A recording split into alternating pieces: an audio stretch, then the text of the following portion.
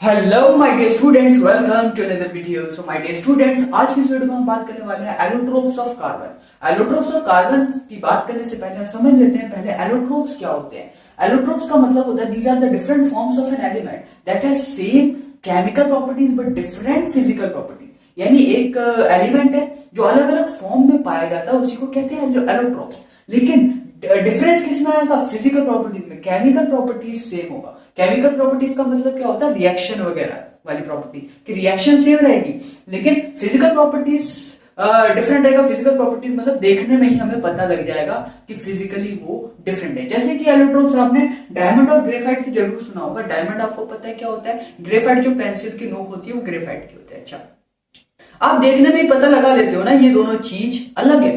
ये डायमंड है और वो कहाँ काला कलूटा, वो डायमंड कितना चमकदार, काला कलूटा पेंसिल की नोक, दोनों कार्बन से बने हैं, लेकिन हम देखते ही पता लगा लेते हैं ये अलग अलग चीज है। यानी ये एक एलोट्रोप है, यानी देखने से पता लगा लिया, यानी फिजिकल प्रॉपर्टीज अलग थी इनकी, पर केमिकली ये सेम रहेंगे क्योंकि रिएक्शन अगर कराओगे तो वो कार्बन वाले ही रिएक्शन सारे करेंगे।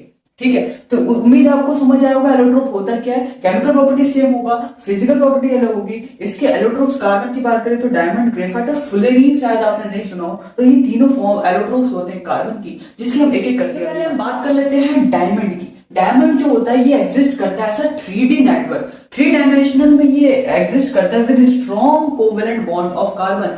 देखो कार्बन बना तो ये कार्बन से होता है और कार्बन में कोवेलेंट बॉन्ड होता है, ये भी आपको पता है, लेकिन वो भी बहुत ज्यादा स्ट्रॉन्ग होता है। ऐसा क्यों होता है? देखो जो भी कार्बन से यहाँ पे बना देता हूँ, ये कार्बन है ना, बहुत सारे कार्बन से क्या बना होगा, ये डायमंड बना होगा। हर कार्बन, देखो कार्बन के पास कितने बॉन्ड होते हैं, कितने बॉन्ड होंगे? 4। बैलेंस 4 होती है ना, 4 बॉन्ड बनाएगा ये। अच्छा, ये चारों बॉन्ड है, चारों देखो ये जैसे कार्बन है, ये जो कार्बन है ना, इसके चारों बॉन्ड दूसरे दूसरे कार्बन से जुड़े हैं, ऐसे इसके भी जुड़े रहेंगे, ऐसे इसके भी। यानी कार्बन के पास 4 डंडे होते हैं, 4 बॉन्ड होते हैं और चारों कहीं ना कहीं व्यस्त हैं। यानी चारों कहीं ना कहीं व्यस्त हैं और कहीं उसको ध्यान देने का मौका नहीं मिलेगा। जैसे आप कहीं और व्यस्त होते हो, कहीं और व्यस्त होते हो तो पढ़ाई पे ध्यान नहीं देते हो, वैसे ही यहाँ पे चारों के चारों बॉन्ड जो है ये कहीं ना कहीं चारों किसी और कार्बन से जुड़े हुए हैं। अगर वो चारों कहीं और से जुड़े हुए हैं तो और कोई बॉन्ड यहाँ पे बचेगा ही नहीं, इसलिए इनको तोड़ना बहुत मुश्किल होगा, इसलिए इसको बोल देते हैं स्ट्रॉन्ग कोवेलेंट बॉन्ड है। क्या है? स्ट्रॉन्ग कोवेलेंट बॉन्ड है और it is very hard. Hard इसीलिए होता है क्योंकि ये क्या है, स्ट्रॉन्ग है तो हार्ड तो होगा ही ना। It has very high melting point.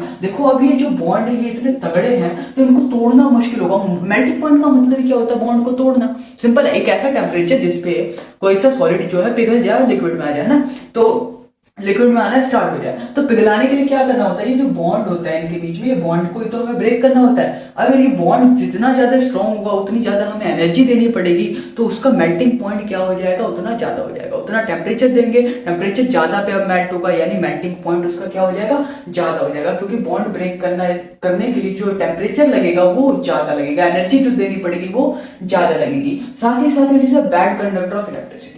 अच्छा, बैड कंडक्टर क्यों है? देखो इलेक्ट्रिसिटी वाले चैप्टर में आपको मैंने बताया था कि इलेक्ट्रिसिटी अगर अच्छे से आनी है, इलेक्ट्रिसिटी का मतलब होता है वो तब फ्लो होगी जब उसके अंदर फ्री इलेक्ट्रॉन्स हो।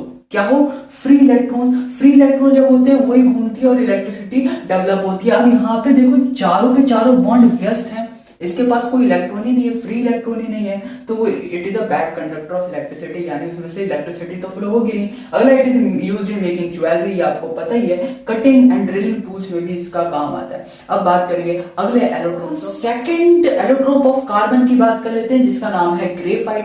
ग्रेफाइट जो होता है ना, इसमें जो कार्बन एटम होते हैं वो हर कार्बन एटम 3 एटम से जुड़ा होता है। जैसे ये कार्बन है, ये बगल में 3 कार्बन एटम से जुड़ा होगा, पर ये वाला डंडा इसके पास क्या होगा? फ्री होगा।